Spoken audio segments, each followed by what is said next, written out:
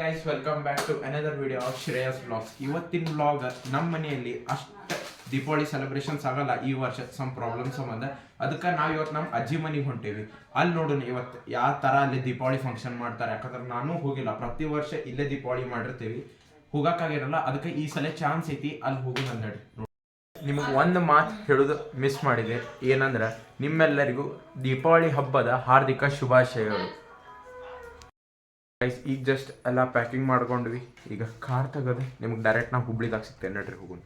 1 hour later. Guys ಈಗ just ನಾವಿಲ್ಲಿ Hubli reach ಆಗೀವಿ, ಒಂದು 5 ನಿಮಿಷ ಆತ. ಈಗ ಡೆಕೋರೇಷನ್ ನಿಮ್ಗೆ ತೋರಿಸ್ತೇನೆ ನೆಕ್ಸ್ಟ್ ಯಾವ ಥರ ಮಾಡ್ಯಾರಂತ. ಸೆಲೆಬ್ರೇಷನ್ ನೋಡೋಣ್ರಿ ಹೆಂಗೆ ಮಾಡ್ತಾರೆ. ಇವತ್ತು ಫಸ್ಟ್ ಟೈಮ್ ಅಲ್ಲ ಅಜ್ಜಿ ಮನೆ, ನೋಡೋಣ್ರಿ ಹೆಂಗೆ ಮಾಡ್ತಾರಂತ. ಸೊ ಗೈಸ್ ಈಗ ಪೂಜಾ ಸ್ಟಾರ್ಟ್ ಆಕೈತಿ. ನಾವು ನಮ್ಮ ಬಡ ಫಿಟ್ ನಮ್ಮ ಚೇಂಜ್ ಮಾಡೋಣಂತೀಗ. ನಾನು ನಿಮ್ಗೆ ಸಿಗ್ತೇನೆ ಈಗ ಡೈರೆಕ್ಟ್ ಟ್ರೆಡಿಷನ್ ವೇರ್ದಾಗ. ಸೊ ಗೈಸ್ ರೆಡಿ ಆದ್ವಿ ನೋಡ್ರಿ. ಈಗ ಪೂಜಾಗೆ ಹೋಗೋಣ ನಾವು. Let's go. ಸೊ ಗೈಸ್ ಈಗೆಲ್ಲ ರೆಡಿ ಆಗೀವಿ. ಸ್ವಲ್ಪ ನಮ್ಮ ಅಂಟಿ ಕೇಳ್ಕೊಂಬರ್ರಿ ನಾ ಹೆಂಗೆ ರೆಡಿ ಆಗ್ಯಾನ. ಅಂಟಿ ಸ್ವಲ್ಪ ಹೆಂಗೆ ರೆಡಿ ಆಗೀನಿ? ಸೂಪರ್ ಚಲೋ ಐತಿ, ನೈಸ್.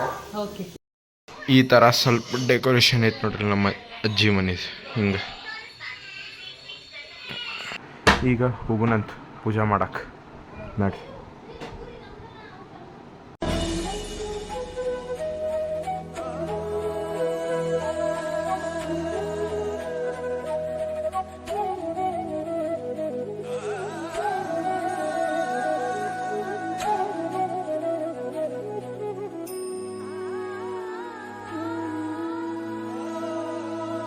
ಈಗ ಜಸ್ಟ್ ದೀಪಾವಳಿ ಫಂಕ್ಷನ್ ಮತ್ತು ಪೂಜೆ ಮುಗಿಸಿ ಪ್ರಸಾದ ತೊಗೊಂಡು ಎಲ್ಲರದು ಮುಗಿದೈತೆ ನೋಡ್ರಿ.